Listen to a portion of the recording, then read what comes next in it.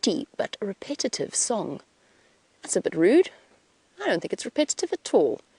A characteristic call at dawn and dusk is whittled Seep Pogo. Seep Pogo. Seep Pogo, Seep Pogo Pogo. Maybe that's what they mean. So there you go, James. Seep Pogo. As written, bird calls as described by ornithologists.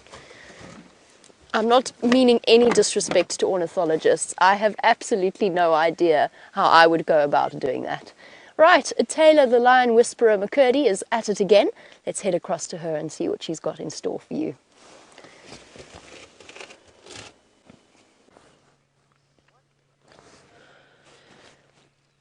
After much searching, I think Aubrey managed to find this Birmingham with a female. There's actually a second Birmingham here too, but unfortunately he is lying in the distance and we can't get a good view of him. So they are at that carcass from yesterday still, that young buffalo calf. We're not too far away from where we had the vultures. We must have just missed them this morning. I wasn't aware of where this kill was, but that's great. So I'm a little bit confused at the moment because our friend Blondie, who we had calling so nicely this morning, he had a very big belly, and I saw a lovely male lion tracks coming down this road, down Philemon's cut line, and all the way towards Quarantine, going down on the one side and coming back up on the other. I'm not sure what happened, if he came and he fed on this carcass, but then why would he be calling if he knows exactly where the rest of the pride is? That's quite bizarre to me, because it was definitely his tracks. I don't think either of these two males would have moved too far away from this carcass. So it's quite interesting. So these chaps are obviously not going anywhere. So that other male lion, Blondie, can call and call as much as he likes, and all he's going to get is a sore throat, because they would not want to risk and move out of this area, because they're obviously going to lose their buffalo calf to some hyenas or possibly some other lions as well. But they are sleeping, doing my least favorite thing. Here we go, lift your head. But what they'll keep doing, and what I'm hoping they will do, is if we sit here for a little bit, remember patience is key, is that one of them gets a second win and finds a gap in those already bloated stomachs to munch away on this buffalo calf again, which would be quite exciting for us. A little bit cold again. The clouds have now lifted quite a bit, and that has allowed for all the cold air to come in. This morning the clouds were blanketed across the sky, and it was so beautiful. It was lovely and warm, and there's a bit of a wind that's picking up again too. You can just see that the female is fast asleep.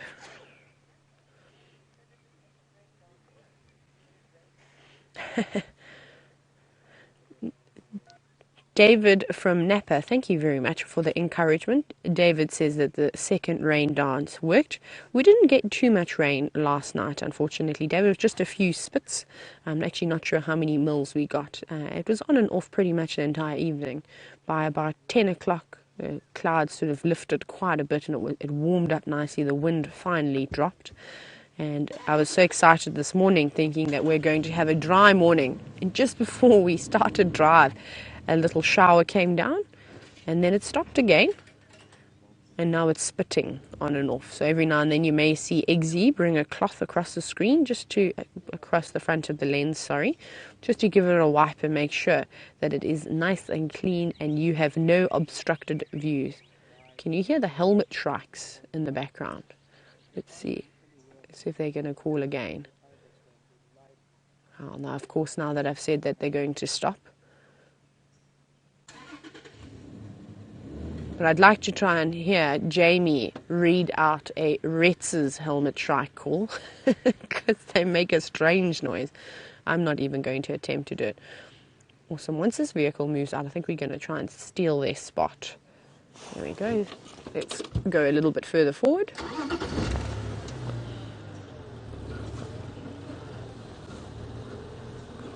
Oh, that's nice. Going to go again forward, everybody, just because we'll have a gap, and if he does start munching on that carcass, hopefully we'll be able to see it too.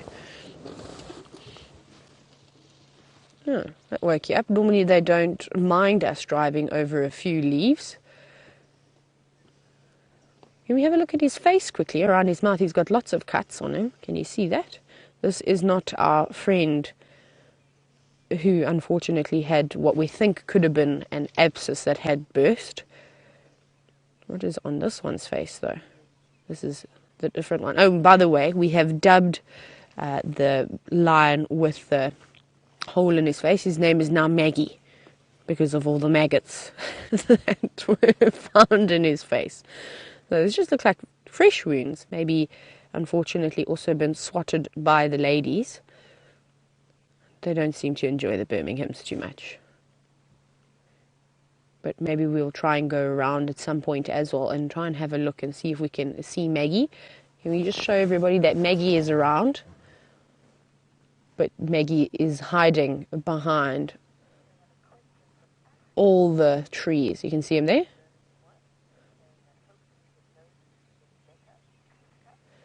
Good morning, Ashka. I will send your regards to Maggie.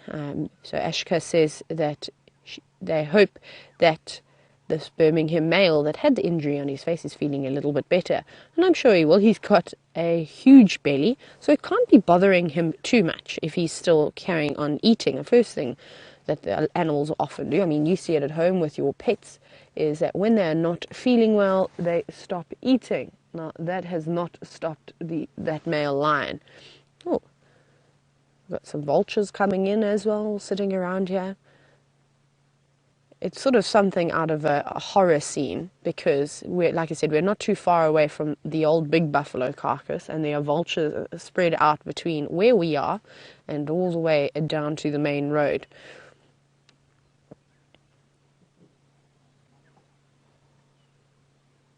But I like vultures. What I am nervous of is crows. One day in the afternoon, I was sitting and I was talking about a tree.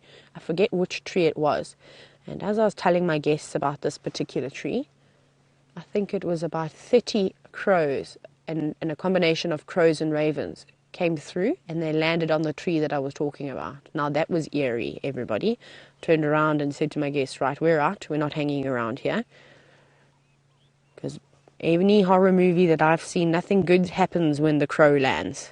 Now I'm going to put my head underneath the branch. That can't be very comfortable.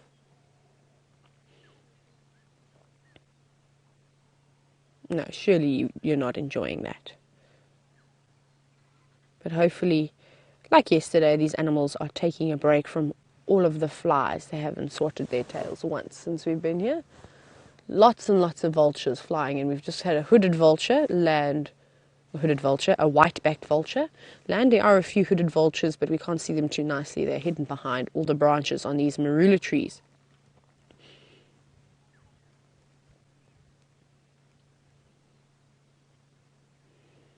And they're just peacefully sitting here, sleeping. I'm plotting my move as to how we can get around to see Maggie.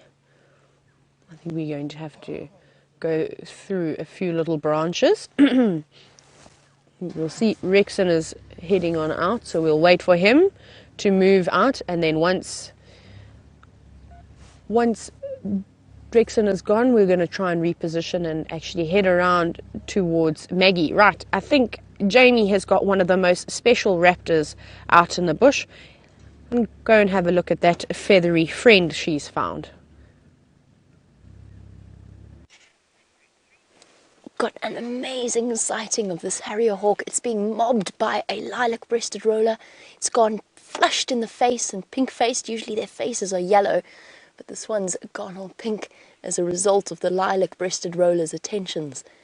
These are absolutely incredible birds. They are nest raiders, specialized raptors that instead of ambushing their prey down on the ground or something similar like eagles do, they crawl along the trees just like this one, and they dig in the holes. Look at the way it's investigating the different spots underneath dead bark, holes in trees. They love the dead trees because that's where a lot of animals live. It's known as an African harrier hawk or a gymnogene, and they are definitely one of my top 5 birds of prey, just because they are so fascinating to watch. Their specially adapted legs, look at him, you could see the intense focus. Anything in this tree? Shame, a little bit ruffled as well. There you can see the pink flush starting to fade a little bit, and the face going back to yellow again. Anything here? Nope. Now casting about for the next tree target. There it goes. And it's going to go there. Perfect.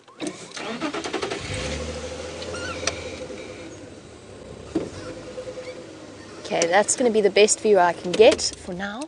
The Drongos have just come in for the attack. I'm seeing them. There he goes. Mobbing. Know that they're faster and more agile than this bird of prey, so they're trying to chase it away.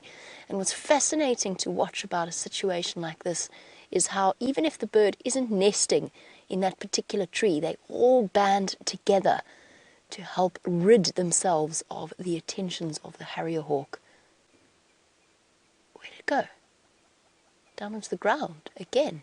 It's the second time I've seen that recently. Where did it go? I don't want to reposition just yet in case we miss it.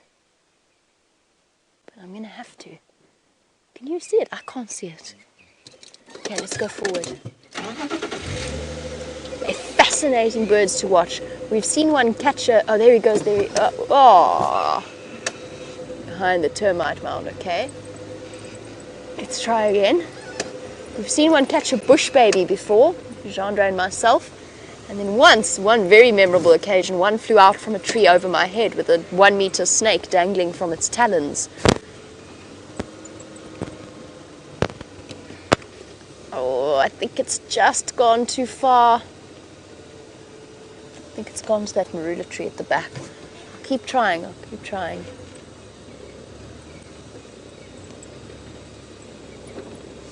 And Anna Marie was saying it's lovely to see a Harrier hawk, since it's been some time since we last saw one. I agree. And whenever I can, I'm more than happy to spend as long as possible with them. Just because watching them is so fascinating, and you get the interaction with the other birds. Oh dear, but unfortunately I don't think that's going to be an option. Whoopsie. I'm so busy looking, I went straight off the road. It's all right.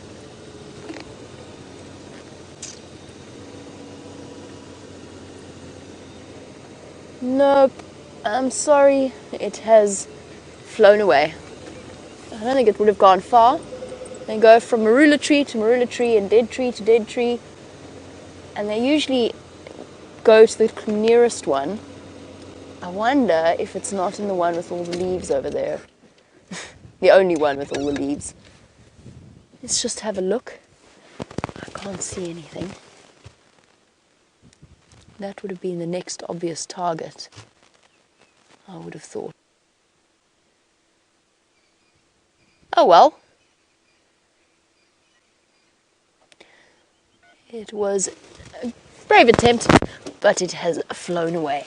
Let's head back to Taylor, because I'm sure you're all as curious as I am, or as concerned as I am, to find out how that injury on the Birmingham boy is doing.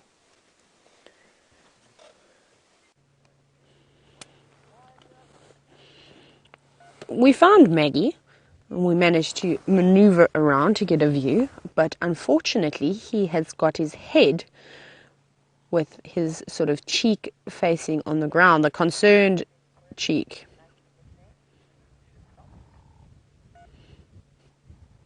And hopefully he'll lift his head for us, and then we can see what's actually going on. Now, you go into his face again. His entire face has been swollen over the last few days, unfortunately. But I think that's just because of the wound that's on the other side that's causing just a little bit of swelling. But I think he'll be all right. These animals are so resilient and so tough. But I think it's clever of him to keep his face on the ground like that so that no other flies can creep on in and lay any more eggs in there. And I believe it was quite gruesome to see all those maggots moving around, but hopefully they pop on out and then it will let the wound heal. I've never actually seen another animal with sort of maggots while it's still been alive in it before. I've heard of it, and it's quite a sensitive area on the face. But he's got a big belly, so it can't be causing him too much discomfort. I mean, look at him, he's quite happy, laying fast asleep with his big beach ball-like belly.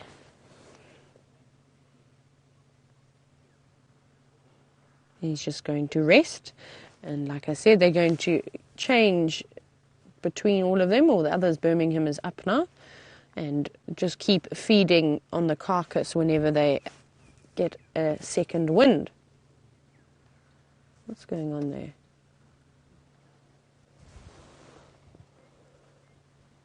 Let's just have a look. We've got an obstructed view. We're going to have to reposition again, everybody.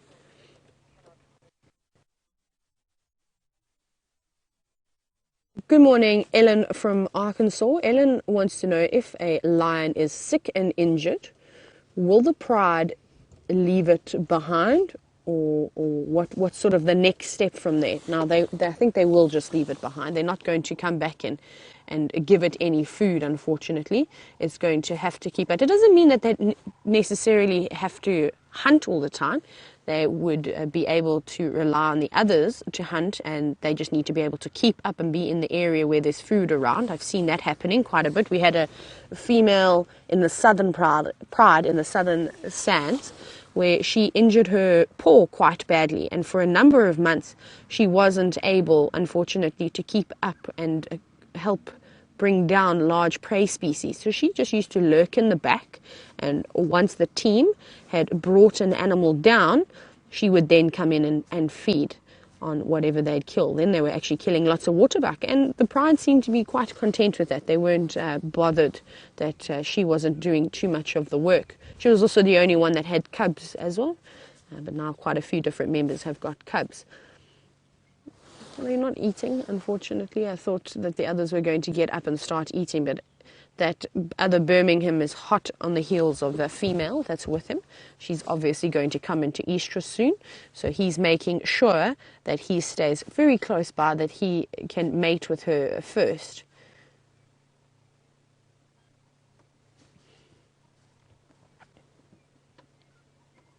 You can see them there. You could drive past here and not even know that they're there.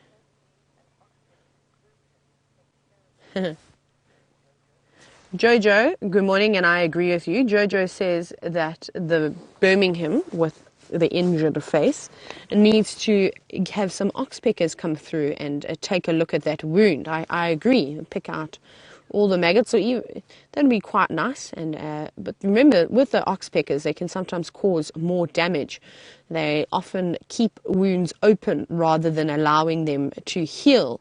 So that's sort of the catch-22 situation that the animals have. Is yes, they're great and they remove all those pesky parasites. However, when they do have a gash of some sort, they tend to pick at that wound, which is not ideal. They want it to scab and close, especially in this case. But I really hope that he would lift his head for us, just so we could have a little look, just to see that he is doing okay. But remember, everybody, we won't intervene here. We let nature take its course. This is the wild.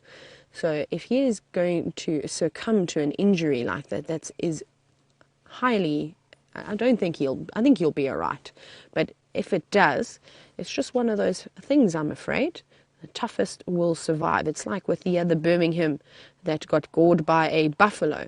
It was the risk he took, and he knew that it is risky taking down an animal like a buffalo. It's so nice just to see their manes developing so nicely. It'll be exciting to see what they look like in another 6 months' time, to see if any of their manes go nice and dark.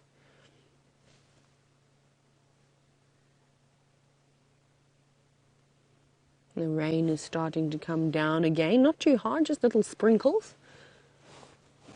clouds are quite high, so I don't think we're going to get any more downpours today, though it would be lovely during dries if we could get another downpour. And don't worry, everybody, I haven't forgotten about the photo that we are doing every single day on quarantine. Just before we end drive, we will head back around to that area and do our little screenshots to compare over the next few days of how quickly the grass comes through. I've just been waiting for the light to improve, and it finally is starting to improve. It was very dark and dingy this morning.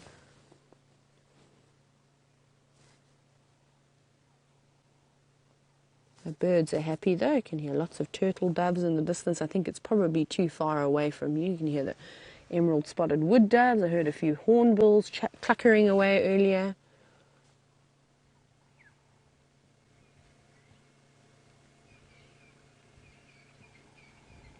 While the lions just sleep peacefully.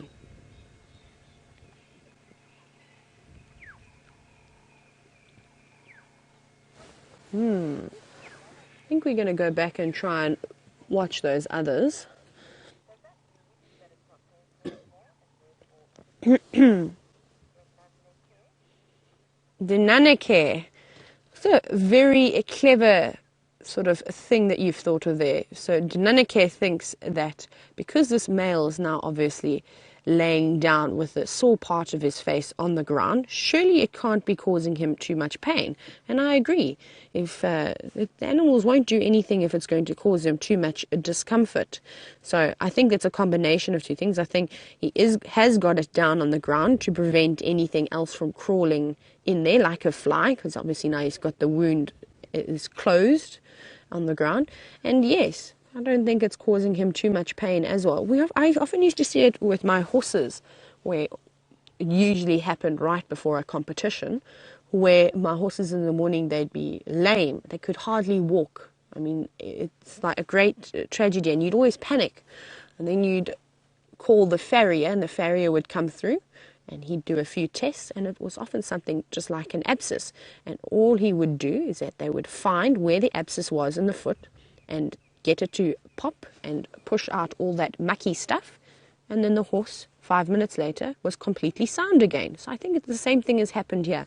I think it was a female that swiped him across the face, and I think it just got infected, unfortunately, and then did form an abscess, and then it burst at some point yesterday. Because when we saw him yesterday morning, the hole was still very small. We didn't get a good view. I don't think all the viewers got a good view, but Eggsy and I managed to have a quick look when there was a little gap. And that was still tiny. It was very swollen. So at some time during the drives, that wound burst open and all that yucky stuff came out. And now I think he's fine. Now it's just we have to wait and hope that it just heals nicely. And hopefully with the cool weather, like I said, the insects aren't really around at the moment. So that's good for him. While he's got that big gape in his face, hopefully it'll get some time to heal. Hopefully those maggots have also all fallen out, all gone out now. You don't want them to fester in there. But I think we need to reposition. We'll have one last look at the one Birmingham and his female companion. They are also sleeping though. Let's try and turn around quickly.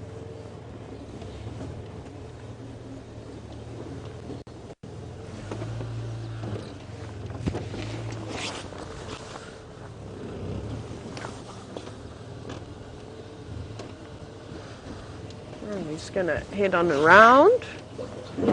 Whoop.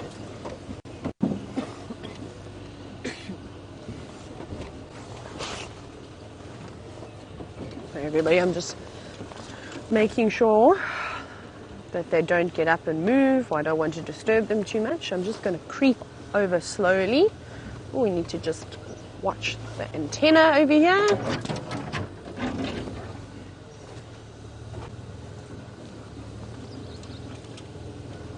Right, let's head over to Jamie and see what's happening on her side.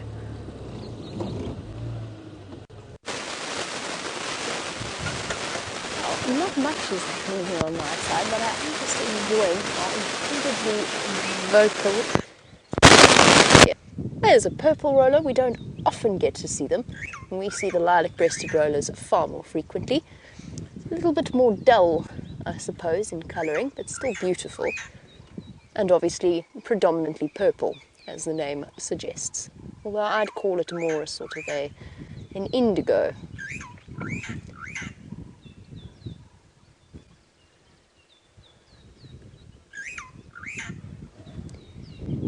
And Benji in Los Angeles, it's lovely to hear from you on this glorious sunrise safari. You wanted to know why the lilac-breasted roller has the word roller in its name. And hopefully, Benji, if you keep watching, we will actually be able to give you a demonstration of why it's called a roller. It's because they roll. Unlike the starlings, and I'll explain what I mean because that sounds ridiculous, unlike our chirping starling, part of the mating display or threat display of a roller to another male roller or to attract a lady is to stretch out their wings, and then they do this. It's almost like they've lost control of their flight and they roll from side to side to side. Oh, he's gone. Where'd he go? I was distracted. So I'll give you a demonstration using my arms because it's still not quite making sense the way that I'm describing it. They do this as they fly. Ow. My back's cold. Didn't appreciate that first thing in the morning. So there you go, that's where the name roller comes from. They roll.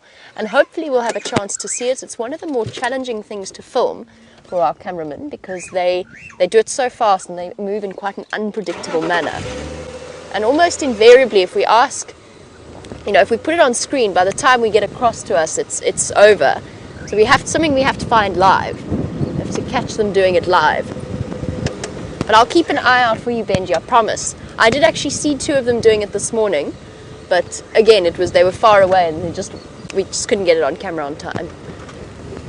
We'll watch out for that and we'll try and give you a demonstration that's slightly better than mine sitting in the seat of the car. Okay, let's see what other birds we can find, since the birds are so very active this morning.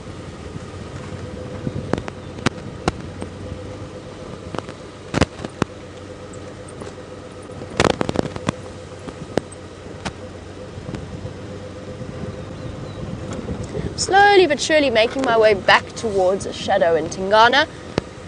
There's still a queue, and we'll have to wait our turn. We've already enjoyed that sighting for a considerable period of time this morning. I'm not going to rush in there. We'll wait until everybody's had a chance for their guests to enjoy it, and then we'll move in.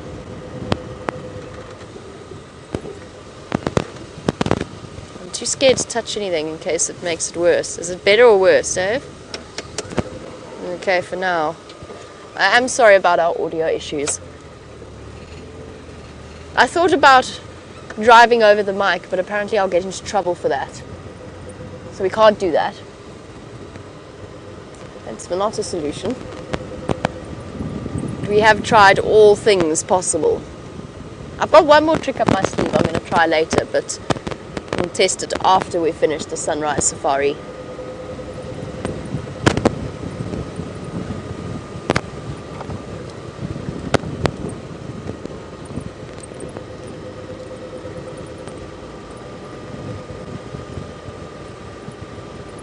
As we trundle along the western edge of Djuma, let's head all the way back to the southwestern corner where Taylor is sitting with those lions. So if you've just tuned in to Safari Live, we are sitting with one of the Birminghams and one of the female lionesses from the Nkuhuma pride. We're not sure where the rest of the Nkuhumas are, and we had an interesting experience. It only lasted a few seconds, where the female shuffled around a little bit, and this male, this Birmingham male, is obviously showing quite a bit of interest in this female. I thought it obviously seems like possibly she's coming into estrus and he's quite keen to be the first one to mate with her. Now, she shuffled towards the carcass. Did he not have an absolute heart attack? He growled at her and did not allow her to get anywhere near it. You can see how he's completely using his body to shield the carcass from her. Now, I think that's a bit rude. I think if he's wanting to entice this lovely lady, he should be nice and share his food with her. But that doesn't seem to be the case. But we'll see. Maybe it happens again. He looks exhausted. She keeps moving around a little bit. She's up and she's down. She's looking over her shoulder. Possibly she's wondering where the rest of the pride has gone. And we are not sure where the rest are. But I don't think they would be too far away. I think they're somewhere around here between where Jamie found Tingana this morning and where we are now. Maybe they're just in this big block. There we go. The lion's actually leaning up against that rotting carcass. And still using his branch as a headrest. Having a little scratch as well.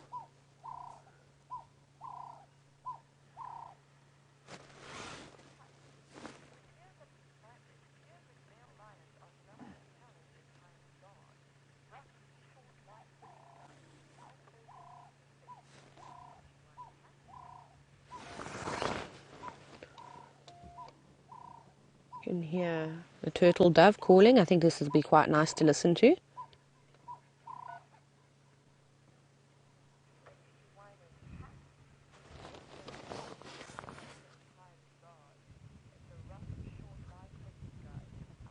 No, and now this turtle dove has obviously stopped calling just because I mentioned how beautiful its voice sounded. It's still sitting in the tree. I don't know if you can see it. It's quite hard to see it through all the branches on the marula trees that are growing in this area. But maybe it will call for us again. There we go.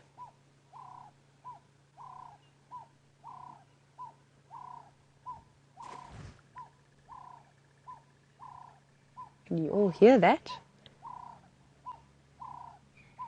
I'm sure you should be able to hear this lovely call. It sounds like this one is actually saying, sleep harder, just in connection with the lions.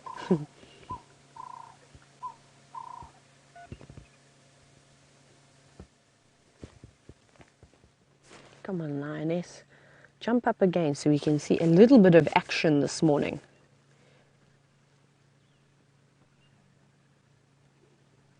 That's the thing about the bush, is that we could sit here for 3 hours.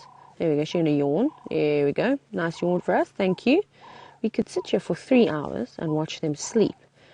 And then when you get sick of it and you think, they're not going to do anything, you leave, and I can tell you right now, 5 minutes after you've left, they will all change and they will put their dancing shoes on and do something amazing when we're not here watching them. That's why I think these long drives that we're going to be doing is going to be quite interesting. I think it's going to be lots of fun. Trying to look for some of the nocturnal creatures. I think it could be a little bit quiet as well, because you don't always see lots at night. But maybe we get one of those hot nights, and I'm going to keep saying this, one of those nights when the termites release all their alates, all their princes and princesses, the flying ants, if you'd like to call them that. And then we are going to see amazing things. What are you looking at?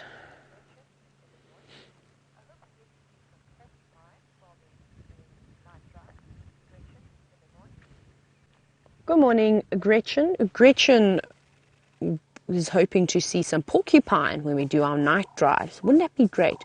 Now, that's something that you're going to have to pay attention for, is when we are doing these night drives, you're going to have to sit and watch your screen very carefully, because often when we do see these nocturnal creatures, it's normally just a quick glimpse of them. They're quite shy, which is obviously one of the reasons that they come out under the cover of darkness. They don't feel too comfortable during the day, so you've got to watch very quickly. You may just see a few quills disappearing off into the thicket. But Gretchen, yes, I hope we can find some porcupines. I haven't even been seeing too many quills around at the moment, so I wonder where they are all hiding. So she's acting. Don't let him win you over like that. You show him who's boss. Shame, she's just trying to move around, possibly reposition. And I don't know if you heard that male not being very friendly towards her, and you saw her straight away sit back down in a very submissive position. Oh, she's going, okay, fine, I won't move a muscle. I'll just stay here forever.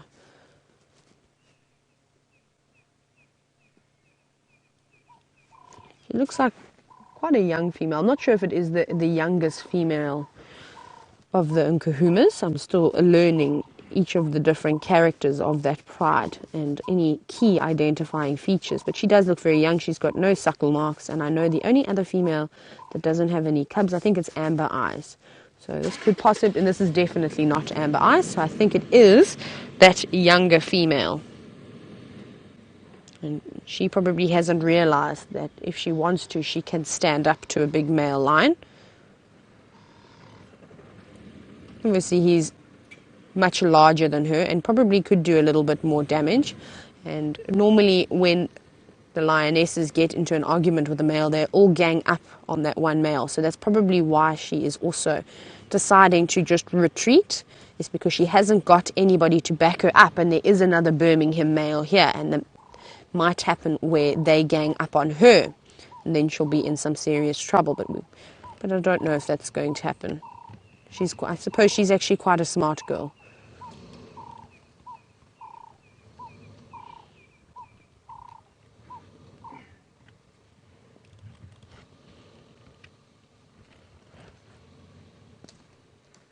No, they don't even mind Mike leaving the sighting.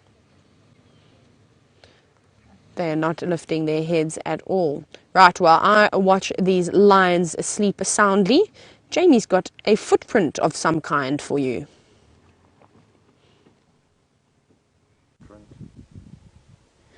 So we've actually got a really, really nice track here, and after the rain, it's not often that we get a patch of sand that is soft enough for the animal's foot to really dig into.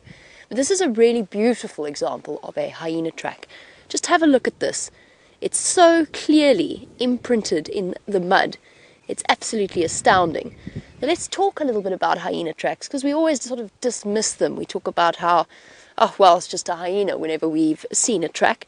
And it's really important to be able to distinguish between them, and they also tell you a great deal about the animal itself. So this is its front foot here, and hyenas walk in a very particular way. With leopards and lions, their front left and their back left will fall in the same line, and then their right front and their back right will fall in a line like this. So they kind of walk in a straight line. With hyenas, they do what's known as a crosswalk, so there's a directional pattern to where their feet fall. So the front track, kind of points outwards in one direction. The back track points in the opposite direction, and that's a really nice, quick way of distinguishing. When you see tracks in the road, you can see it from the way that the tracks are angled that it's a hyena. The back of the pad, standard, 2 lobes as opposed to the 3 of a leopard track, and really nice crescent shaped outside toes. They look a little bit like kidney beans. They sort of, well, that was a terrible demonstration, but they look sort of kidney bean shaped, and they fit together. Hyena tracks fit together beautifully like puzzle pieces.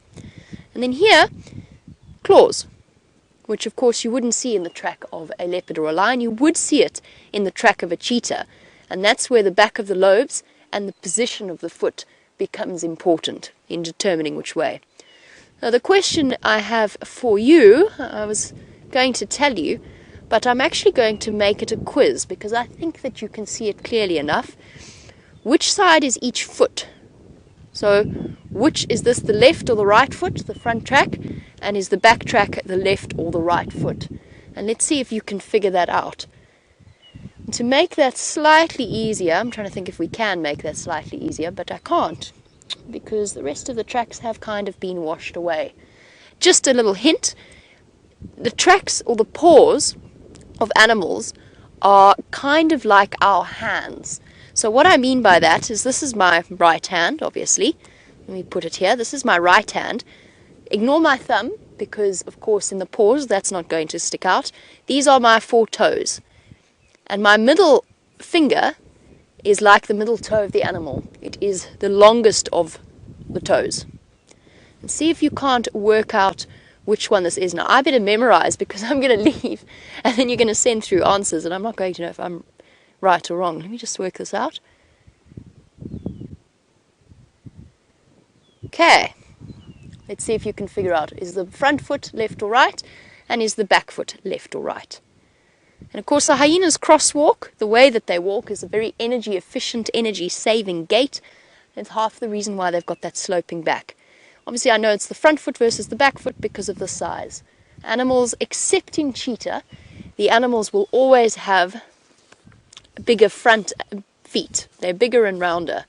A cheetah track, by contrast, let me try this, I'm no artist, because they're very similar in size, is more elongated. So it kind of has they've got very sharp lobes at the back, much sharper than a leopard or a lion, and they're much more elongated. That is a terrible cheetah track. That's not clear at all. Awful. We'll scrap that from the record. My apologies. That didn't work at all. All right, so let's see if you can figure it out. Right, I'm going to very gingerly walk towards the vehicle whilst clutching my microphone. I was going to call it a name, but I'm not going to. My microphone.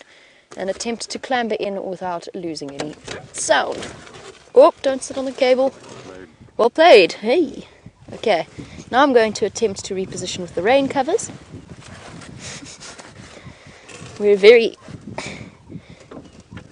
caught up. I think that's shut. Then I'm going to try and find my earpiece. All in all, a bit of a complicated process getting in and out at the moment. Right, I'm going to gently place this, very gently, on my poncho. Oh no. Are we good? Stay. And voila. Okie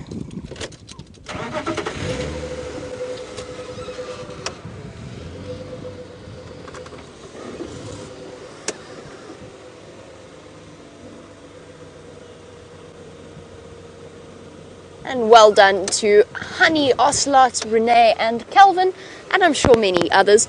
Perhaps I made these quizzes too easy. You are absolutely right. The front foot is... Everybody freeze. We good? We good? Front foot is left foot and back foot is right foot. Well done. Bravo. Why is that important?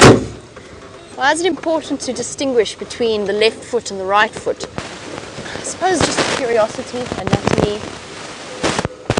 Stop it! Okay, I'm going to fiddle with my audio for a little bit and see if I can't find a good position to be in. While I do, let's head across to Taylor.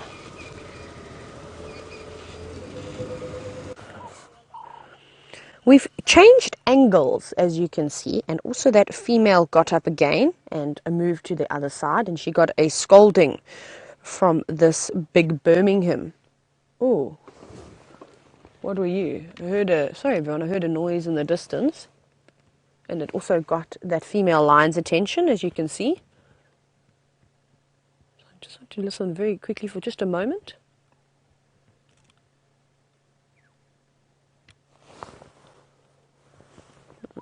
No, I can't hear anything else. But you saw how she's lifted her head up. And she's having a little look around as well. So I'm so glad we heard the same thing. Now if you look at that branch, and you see how there it is quite red. So it looks like a branch from a bush willow. And at first I thought it was just maybe recently broken off. And it was that bright red colour that the bark often shows when it is first broken. But it's actually blood. So I wonder if maybe one of the lions went possibly either chewing on that, or that while they were pulling around this buffalo calf carcass, that pointed was just maybe sticking into it and got covered in a little bit of blood. But you can actually see the carcass now. And they've eaten quite a bit of it. But I think there's still enough meat. They're probably going to be here until tomorrow morning. It depends though, if any more lions join onto this, then they might change or they might finish it a little bit earlier.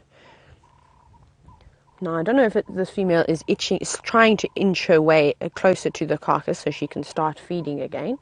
She didn't look particularly full. So maybe she's just starving, and this poor male won't let her have a bite.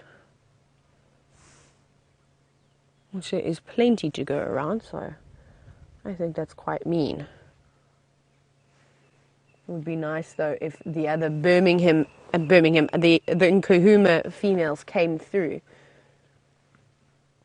Right, I can hear something in the distance. You saw those lions pop their heads up. I'm hearing exactly what they're hearing. Something. What did I just see? Oh, was it? I thought I saw something moving in the bushes in the distance. But now I'm unsure. I can hear another vehicle coming down the road, but that wasn't what they were looking at. We could hear something behind us. Let's see when this noisy vehicle moves away. Maybe we'll be able to hear a little bit better.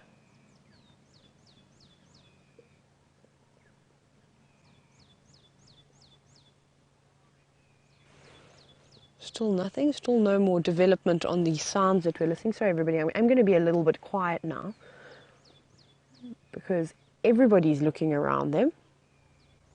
Lions are listening to something. I can hear something.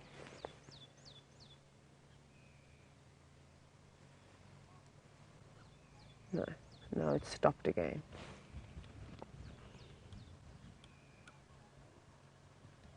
Okay. Maybe it wasn't anything too important. Come on, girl, get up and just come on over and have a nibble. Let's see if she's going to inch her way forward.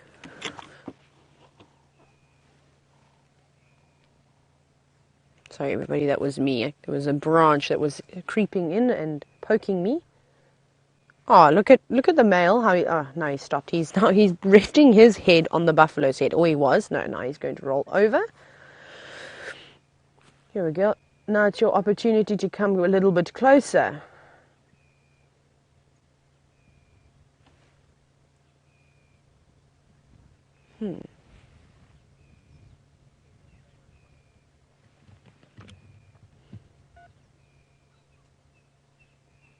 One paw on the kill, just to say this is mine. There we go. She's going to try and sneak again. Watch a female. She keeps trying to inch around, and then the male lets off a growl and looks up, and then she goes back into a very submissive position again.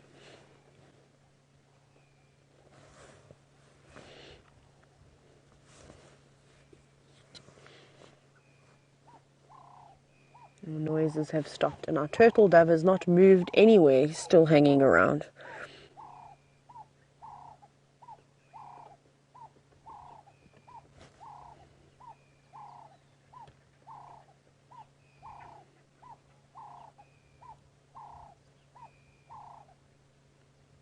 Just taking a moment just to appreciate all the sounds that are going on around us.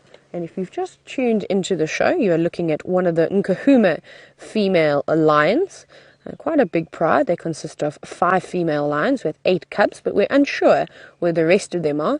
And then we've also got 2 Birminghams in the sighting with us. We've got our injured male who we're following up, and he is soundly sleeping. And we've got this male over here keeping a close eye on his kill. And we're also listening to a turtle dove. So if you'd like to send me any questions, I'm waiting for some of you to send through any questions that you've got. And you can either hashtag Safari Live on Twitter, or you're welcome to email us at questions@WildEarth.tv.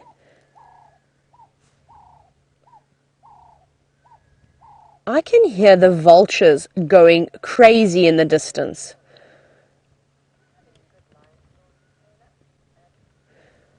Morning, Ellie. Ellie wants to know if I've got any good lion stories. I have to think about that one. You know, we're so fortunate to see cats all the time. I'm trying to think if I've got any really good ones. Okay, everybody, what I want to do though, I can hear the vultures going absolutely berserk in the distance. I want to go back to that first kill that we were at earlier. We were watching the vultures just to see what's going on over here. Oh, hang on, what are you doing, Burmy? Oh, hang on, let's look here. Oh, hello. Hello, this is exciting. I should have said, oh, look, finally. He's said you can join on the kill. That's nice. Did you see how he got up and went over to her? And she responded by greeting. Oh my goodness, he's right at the vehicle. Look at that. Like, it literally right in my front of my Land Rover. Wow, he's close. He's really big as well. You don't really get to see how big these animals are until they come right up to the side of your door. But that was nice. So she got up, she responded, she greeted him. You saw how they rubbed cheeks. And that was him basically saying, you can come and you can feed on the carcass. And I think that's what she's just been waiting for this entire time. Okay, we'll spend a few more minutes here before we go and check out those vultures. That's quite nice. Maybe he decides to change his mind again. And we see a little bit of a argument. But now he's sleeping. Kashi's munching away there. What a cat-packed morning it has been, everybody. Leopards, not just one leopard, 2 leopards. Lions chasing leopards up trees. Vultures, a quick glimpse of hyenas. All happening this morning. And she's going to munch on this calf. A vulture just flew over. That's what those lions lifted their head for. It flew over quite low, in fact. Obviously coming in, hoping that the lions will move off. Oh, my goodness, it's flying right here in front of us. It almost came and landed on the vehicle. So that is a hooded vulture that I was telling you about. So now you can quickly just recap on the hierarchies of vultures. You can see how slender that beak is in comparison to the white-backed vulture, which we were looking at earlier. So you can see there, not really good for tearing open thick hides of animals. But it came right over us. Just sitting there. And they will. These vultures are all going to sit in the tree and wait for the lions to move off.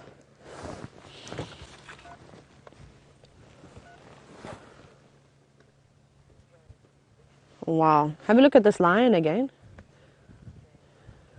Good morning, James Richard. James would like to know which is the heaviest of our vulture species. Now, my guess straight off the bat is going to be the lappet-faced, but I will have a look quickly in my bird book just to confirm this, but I'm pretty sure it's the lappet-faced vulture. Right, I'm on vultures. Let's have a look. Let's do white-backed. Get quite big. So whiteback gets between 4.6 and 6.6 kilograms. Leopard face, wow, yes, a leopard face can weigh up to 8.5 kilograms. That's impressive. So I definitely think that is the heaviest. I'm just checking the others. Nope. Leopard faced is the heaviest of the vultures that we see. And let me just check the white-headed. Just want to see in comparison to the white-backed. White-headed, where are you? Why can't I find you?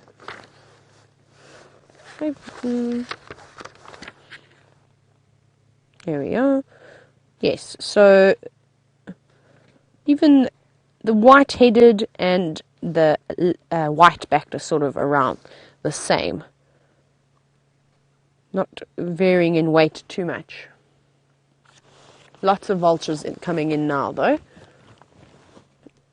So I don't know what maybe chased them off that other kill. Like I said earlier, I heard lots of, or just actually a few moments ago, I heard lots of activity from those vultures. But we'll go and have a look. We're just having a quick look at this female lion munch away. Here we go. I don't know if you can hear the sounds of her trying to pull the meat off of all the bones. Can you hear that? Listen. Wow. If Mr. Turtle Dove would stop singing for us, though, then we could hear even better.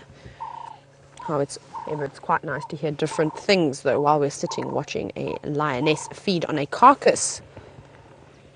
And I think she's finding some good chunks there because she's really just reaching and biting and pulling some meat. I need to try and reposition us just a little bit. I actually just want to edge on forward because this male is laid quite close to us now. So I think he's going to lift his head if I start the vehicle. But I want to go around to get a different view. Let's go to Jamie while I maneuver around so we can get a really good view of this lion eating. But I'll see you shortly.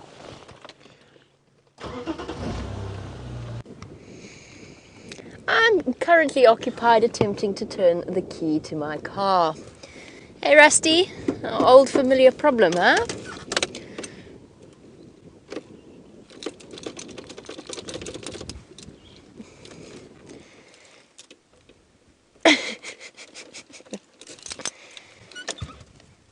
Okay, ooh. This is residue of oil from where we've tried to fix this problem before. Okay, let's try that again. Okay, let's jiggle the steering wheel a little bit. Sometimes that loosens it. Just a gentle creak. Well, isn't this view lovely? I think of all the places in the world to find oneself stuck, this is quite a nice spot, don't you think, Dave? It's good. Enjoy it, because we might be here a while.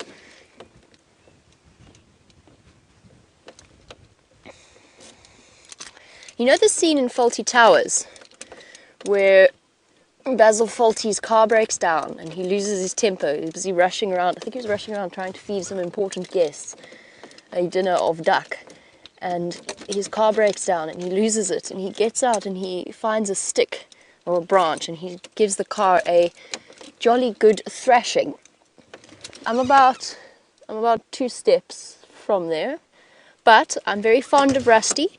And I don't want to mistreat her, but at the same time I would really like to move now.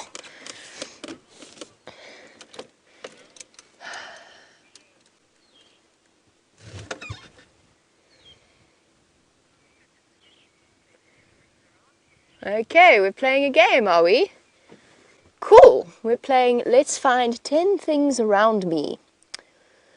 Okay, we'll start off pretty obvious. We'll start with the guarri bush on my left. The guarri bush, one of the few remaining green trees out here.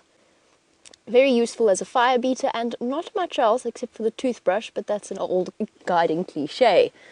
Let's move on to the jackalberry, which is right next to it, a young jackalberry. You can, nope, left. There we go, sorry Dave. I often forget that, of course, our poor cameramen are not trained guides necessarily, and whilst they do know things, I can't get out of the car, Bex. You do realise this because of my mic.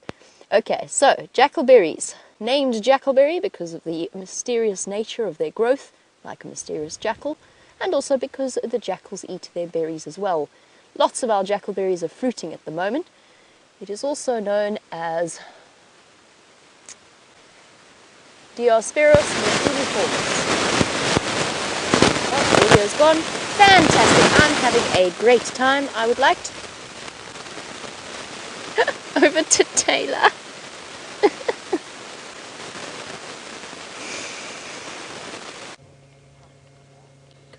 We've repositioned and we have got a beautiful angle, everybody. Look at this. And I was surprised. They didn't even mind me repositioning. The male lifted his head when I started the vehicle, so I sat quietly with the vehicle running for a little bit, and then I maneuvered around and he had his head glued to the ground. Look at this. Isn't this amazing? It's just got this little gap here between the trees. You're going to get some phenomenal screenshots now of this lioness feeding. And she's found a nice spot. She's stuck in. Look how she's sticking her head right in there. And I bet she's going to pull out a nice chunk of flesh. I think she's getting to some parts that the boys haven't been able to eat yet. Look how she's using both paws and she's ripping really. They're so strong. How they grasp on like that and they just pull. It's amazing. My earpiece is coming out. Let me fix it. we go. Now she's using her carnassial shear. You can see how she chews on this. She sort of pulls her face to one side and then she gnaws away. And those are just two teeth that are scissoring against each other and slicing the meat off. It's called the carnassial shear. I love it when she eats and then she looks towards us. That's beautiful. There we go. Perfect example. Though she's not really having to use the carnassial shear just yet, or as much as that she will, because there's still quite a bit of flesh on this buffalo. You can see her pulling chunks off every now and then. Yum. And I love how her front of her nose and around her whiskers are all nice and red now. That's also, if you can get an opportunity to take a screenshot when she looks over at us or in the distance, that is beautiful.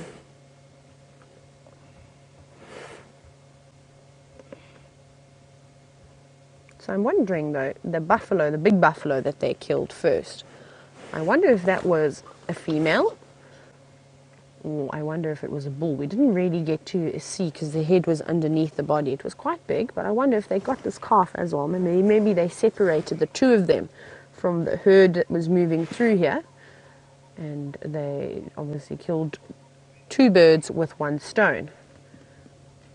And it's proven worthy now that they are able to keep feeding for a few days.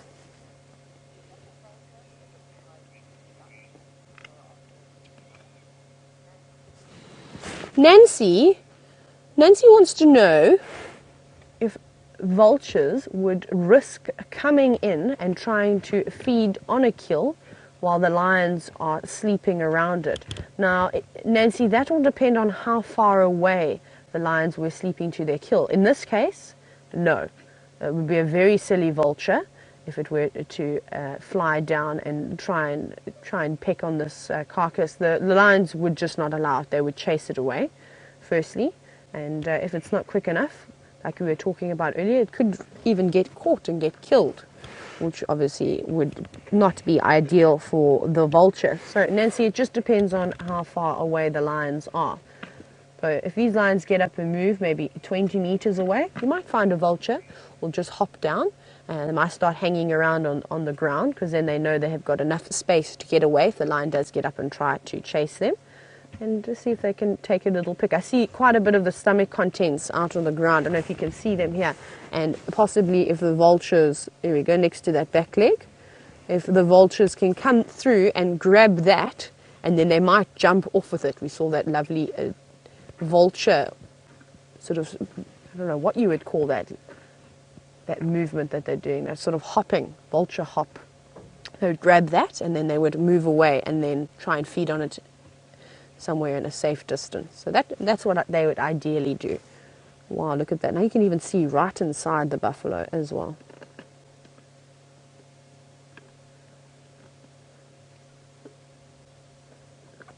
These Nkuhuma females are incredible huntresses. So far, every time since I've been here, every time they've attempted to make a kill, well, we saw them miss the kudu and we saw this young female chasing the giraffe around. However, they are persistent. That day that they go out and they've got it in their head that they're going to catch something, they do catch something.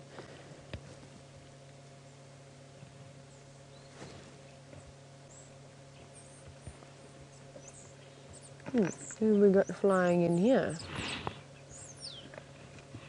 Sounds like we've got some Drongos coming in. Oh, now they've gone away. Oh, yum. That was a good piece. There we go. She's got a nice chunk. And she was also very persistent and very patient, and she realized, it's a great technique that she did, if she acts submissive, that eventually this male is going to allow her to feed on the carcass. And she is indeed having a lovely feast. I just love it how they don't even care about us being here and sitting next to them, watching them feed. To me, that is truly amazing, seeing the biggest predator in Africa a mere 10 meters away from me, maybe even less.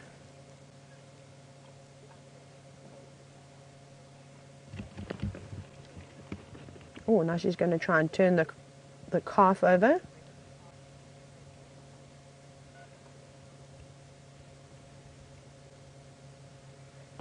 So she might as well, every now and then, like we just saw, try and reposition the carcass, just so that she can feed on all those fleshy bits that have been missed by the Birmingham boys. But she better be careful not to pull it around too much, because I fear that this Birmingham laying close to her will not be impressed by that and may start to show some hostility towards her.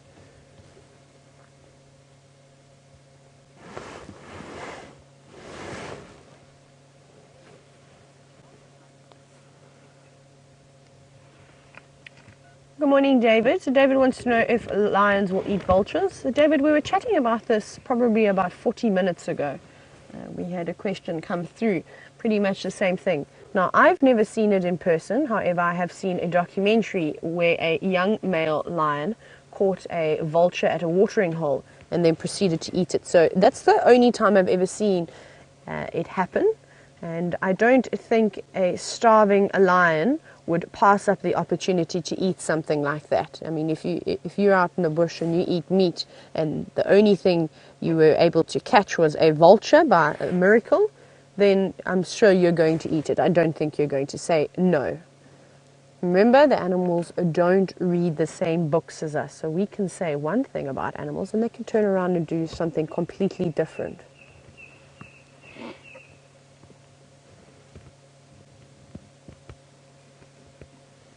Well, really got lots of red on her face now.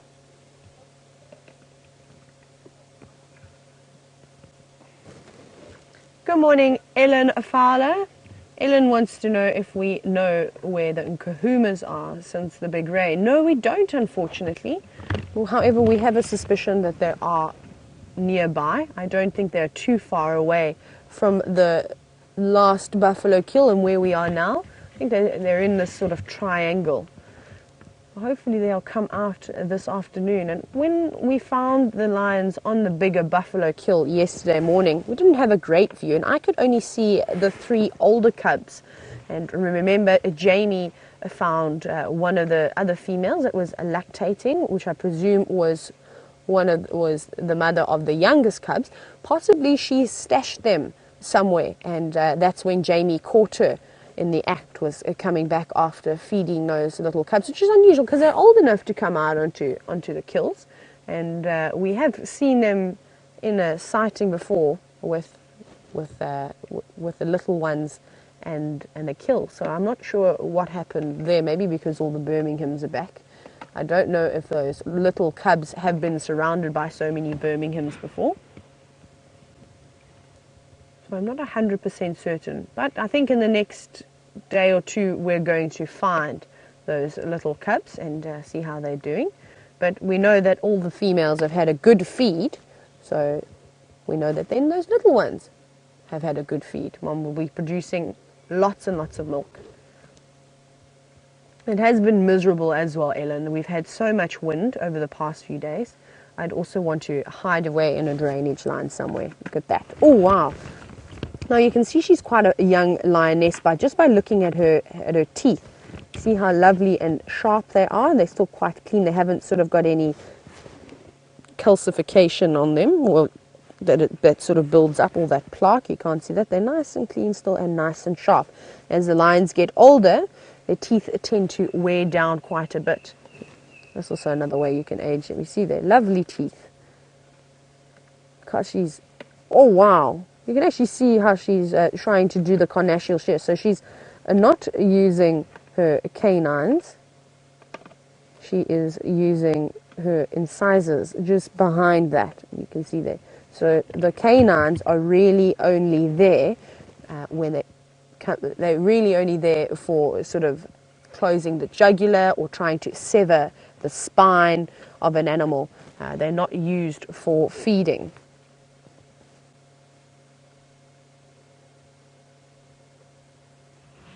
Come on. Munch on that piece again. Another vulture flying over, that's what got her attention. You're all coming in now.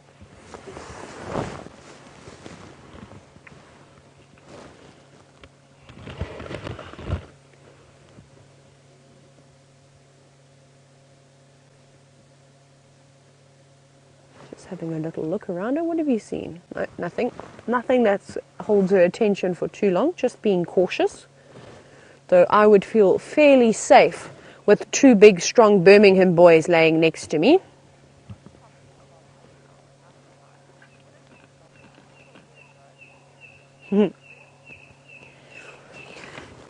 So we've been chatting quite a bit about the next week and how we're going to be doing long game drives, sort of 7-hour game drives with conjunction with James being in the Mara. Now, James Richard wants to know what is my personal longest game drive that I've ever done.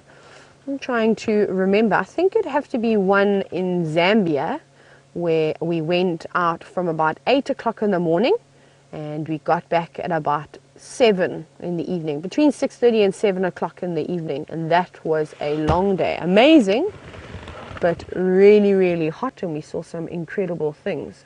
So that's probably the longest, but I quite enjoy doing day drives. Often what I would do with my guests is, especially if they were staying for quite a few days, I think the best amount of time to come and stay on a reserve, if you can stay 4 days, amazing.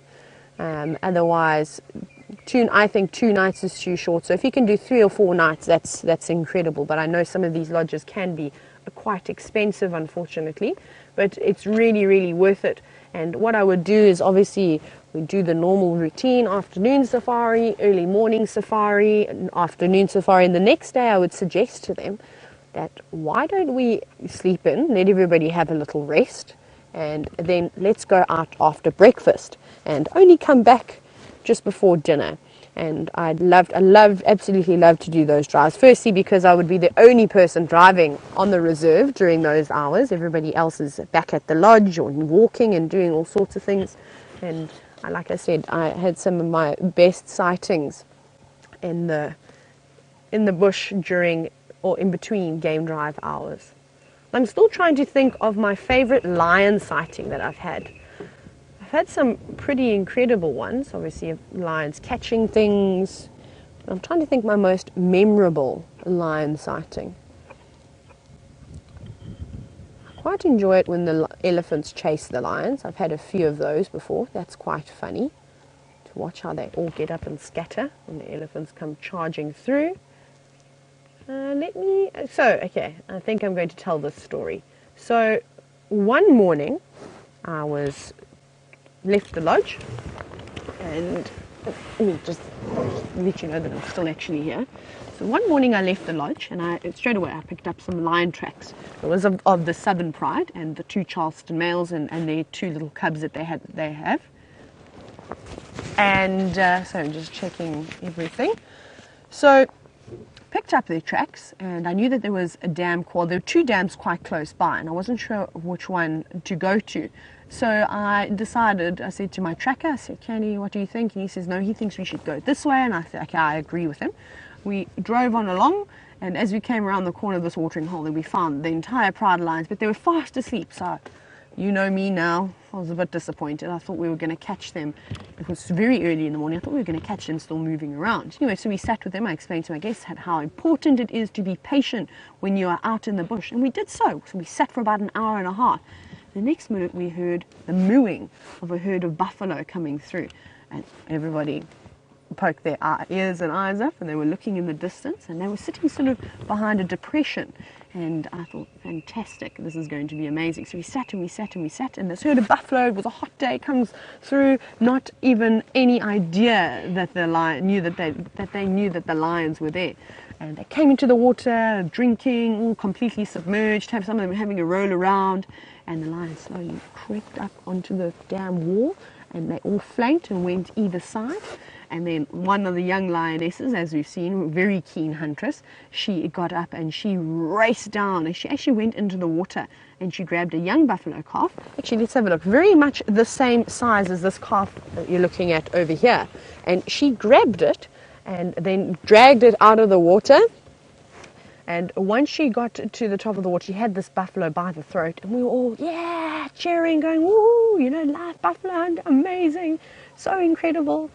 And then the herd of buffalo, there were about 50 of them, turned around and said, no, right, we're coming back for you, and stormed straight towards her. Now, a wall of buffalo is quite intimidating. And now the other lionesses were obviously making their way around to try and help kill this buffalo. I couldn't believe the strength, though, how this one female lion just had this buffalo calf by the throat and was just throwing it around like it was a piece of paper.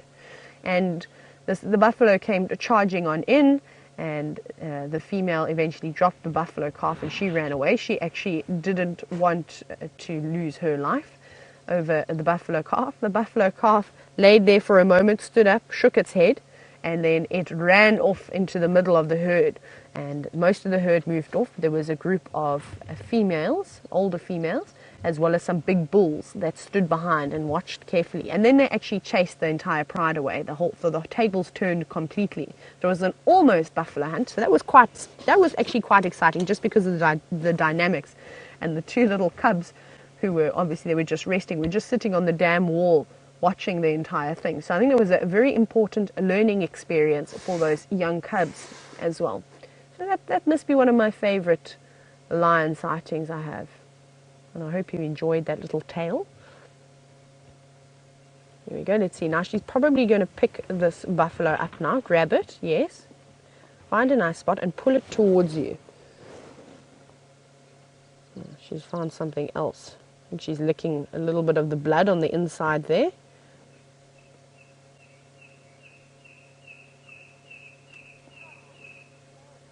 Oh, she's just changed position.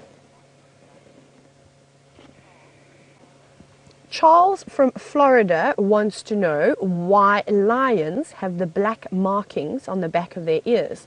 Now, Charles, most animals have some form of a follow me sign, and in this case, on the lions, they have got the black markings on the back of their ears. And maybe let's have a look at this male's tip of his tail, just so I can show Charles the other follow me sign that the lions have. You'll see now, you can see the black hair on the tip of the tail, Charles. I hope you're watching. That is the second follow me sign that they have. Thank you so much, Eggsy. And they will use that for various ways of communication as well. And then also when they are moving through thick vegetation, they are able to follow that quite easily. Now, different animals have got different follow me signs. For instance, the waterbuck is quite a nice one, and everybody knows it. The white ring on their rumps. The impala have got the 3 black lines going down their rumps. And most of the antelope in the Tricholaphus family, so the spiral-horned antelope family, so the kudu, the bushbuck, the nyala, they have all got very white, fluffy hair underneath their tail. So when they race off into the distance, they curl their tails up and expose that white flash of hair, and that's their type of follow-me sign. So Charles, I hope that helps you, and keep a lookout on all the different animals and see if you can actually spot the follow me signs. I need to reposition. I'm just going to go forward just a little bit, just so you can get a better view of this female lion. There we go. That's a better view of her face, I think. Now the branch is not obstructing it. It's also going to make for quite a nice screen capture. You can see there, you can see the buffalo calf's face now, which is quite nice. I'm also going to snap 1 or 2 shots, so if you hear that noise, everybody, don't be alarmed, it's just me. I quite like photography too. Oh wow, that was a good one. Very nice positioning, how she's resting her paw on its head and using her skull as a hard base to push up against, so she can pull a little bit better when she finds a nice chunk of flesh.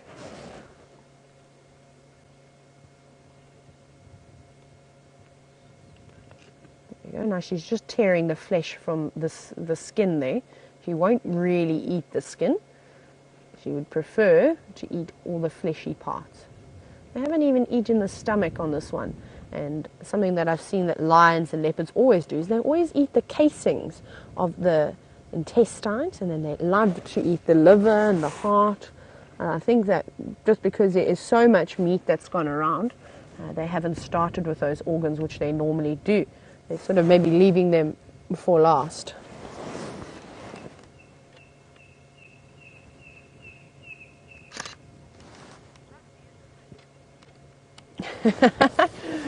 So I see Jamie has fixed her vehicle problems. So let's go over to Jamie and see how she accomplished that.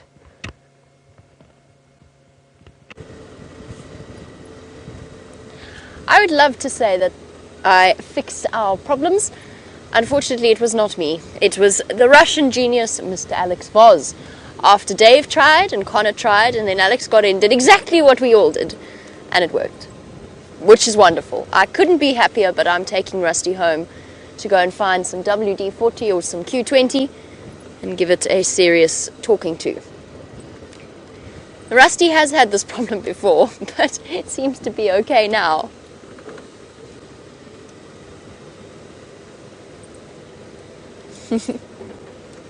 And Angelique, you said that perhaps I'm better at the boy guides at fixing the cars. I certainly spend a lot more time fixing the cars, let's put it that way. And I'm not sure that I'm any better. I also seem to be the one that always has a problem with Rusty's turning Rusty's keys, so I'm not quite sure what that says about my relationship with Rusty, or indeed Rusty and myself. Anyway, it is time for us to limp home. I'm obviously having massive microphone problems, which you do apologise for. Dave is going to wrest it from my grip and prevent me from dashing it against the wall. Until we see you on the Sunset Safari, it's been a marvellous journey with you all. Thank you to Dave for his wonderful camera work, and to our AA of the Bush, the entire team that came to rescue us.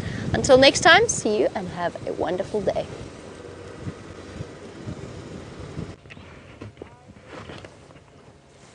So it seems as though you're all stuck with me this morning, but I hope that you've been enjoying this lovely lion sighting. I was just actually saying to Eggsy that this turned out to be quite a pleasant sighting. It started off very slow. They were fast asleep, and slowly we started to see some nice interactions between one of the Birminghams and this lioness that's now feeding on the carcass. And eventually he gave in and allowed her to come and join him on the carcass. He's got his head up now a little bit, so maybe his next move is going to be on that carcass, and then that should be quite exciting to see them sort of playing tug of war over this buffalo calf.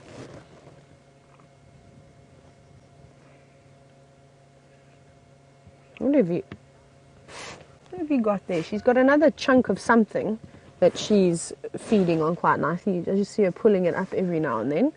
Let me actually watch and have a quick look.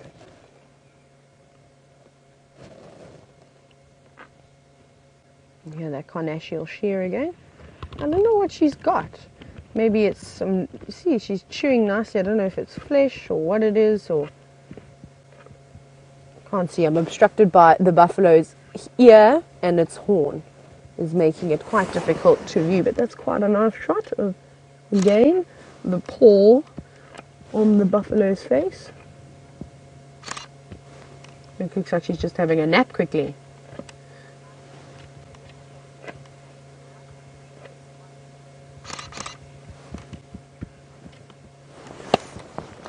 So Anna Marie, what a lovely comment, and I have to agree with you. Anna Marie says that this lioness is very strong, the way she is able to bite through all that gristle, that white stuff that you are seeing.